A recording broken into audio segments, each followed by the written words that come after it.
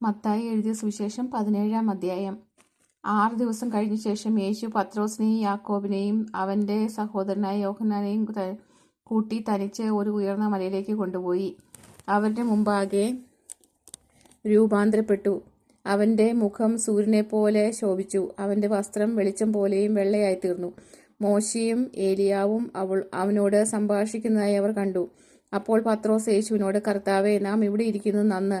നിനക്ക് സമ്മതമെങ്കിൽ ഞാൻ ഇവിടെ 3 കുടിലുണ്ടാക്കാം. ഒന്ന് നിനക്കും, ഒന്ന് മോശയ്ക്കും, ഒന്ന് ഏലിയാവിനും എന്ന് പറഞ്ഞു. അവൻ പറയുമ്പോൾ തന്നെ പ്രകാശമുള്ളൊരു മേഘം അവരുടെ മേൽ നിഴലിട്ടു. മേഘത്തിൽ നിന്ന്, ഇവൻ എൻ്റെ പ്രിയപുത്രൻ, ഇവങ്കൽ ഞാൻ പ്രസാദിക്കുന്നു, ഇവന് ചെവി കൊടുപ്പിൻ എന്ന് ശബ്ദമുണ്ടായി. ശിഷ്യന്മാർ അത് കേട്ടിട്ട് ഏറ്റവും ഭയപ്പെട്ട് കവിണ്ണു വീണു. യേശു അടുത്തു ചെന്ന് അവരെ തൊട്ടു. എഴുന്നേൽപ്പിൻ, ഭയപ്പെടേണ്ട എന്ന് പറഞ്ഞു. അവർ തല പൊക്കിയാറെ യേശുവിനെ മാത്രമല്ലാതെ ആരെയും കണ്ടില്ല. അവൻ മലയിൽ നിന്ന് ഇറങ്ങുമ്പോൾ യേശു അവരോട്, മനുഷ്യപുത്രൻ മരിച്ചവരുടെ ഇടയിൽ നിന്ന് ഉയർത്തെഴുന്നേൽക്കും വരെ ഈ ദർശനം ആരോടും പറയരുത് എന്ന് കൽപ്പിച്ചു. ശിഷ്യന്മാർ അവനോട്, എന്നാൽ ഏലിയാവ് മുമ്പേ വരേണ്ടത് എന്ന് ശാസ്ത്രിമാർ പറയുന്നത് എന്ത് എന്ന് ചോദിച്ചു. അതിന് അവൻ, ഏലിയാവ് വന്ന് സകലതും യഥാസ്ഥാനത്താക്കും, സത്യം. എന്നാൽ ഏലിയാവ് വന്നു കഴിഞ്ഞു എന്ന് ഞാൻ നിങ്ങളോട് പറയുന്നു. എങ്കിലും അവർ അവനെ അറിഞ്ഞുകൊള്ളാതെ തങ്ങൾക്ക് തോന്നിയതെല്ലാം അവനോട് ചെയ്തു. അവണ്ണം മനുഷ്യപുത്രനും അവരാൽ കഷ്ടപ്പെടുവാനുണ്ടെന്ന് ഉത്തരം പറഞ്ഞു. അവൻ യോഹന്നാൻ സ്നാപകനെക്കുറിച്ച് തങ്ങളോട് പറഞ്ഞു എന്ന് ശിഷ്യന്മാർ ഗ്രഹിച്ചു.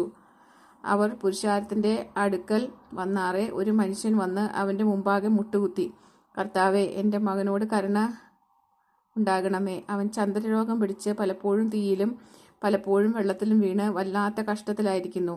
ഞാൻ അവനെ നിന്റെ ശിഷ്യന്മാരുടെ അടുക്കൽ കൊണ്ടുവന്ന് എന്നാൽ സൗഖ്യം വരുത്തുവാൻ അവർക്ക് കഴിഞ്ഞില്ല എന്ന് പറഞ്ഞു.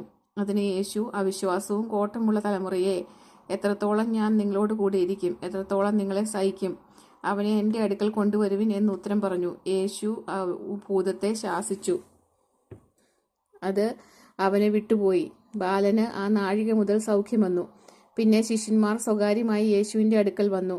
ഞങ്ങൾക്ക് അതിനെ പുറത്താക്കി കൂടാത്തത് എന്ത് എന്ന് ചോദിച്ചു. അവൻ അവരോട്, നിങ്ങളുടെ അല്പവിശ്വാസം നിമിത്തമത്രേ.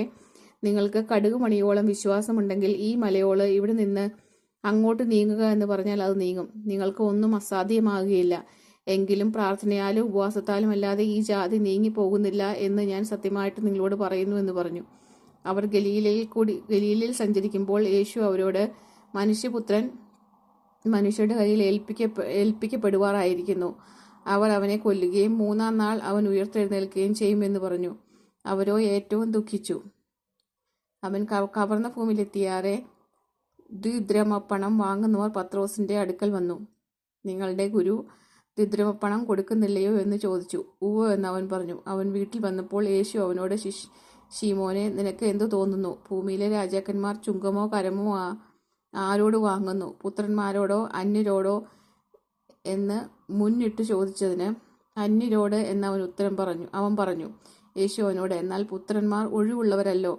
എങ്കിലും നാം അവർക്ക് ഇടച്ച വരാതിരിക്കേണ്ടതിന് നീ കടലിലേക്ക് ചെന്ന് ചൂണ്ടലിട്ട് ആദ്യം കിട്ടുന്ന മീനിനെ എടുക്കുക. അതിൻ്റെ വായ തുറക്കുമ്പോൾ ഒരു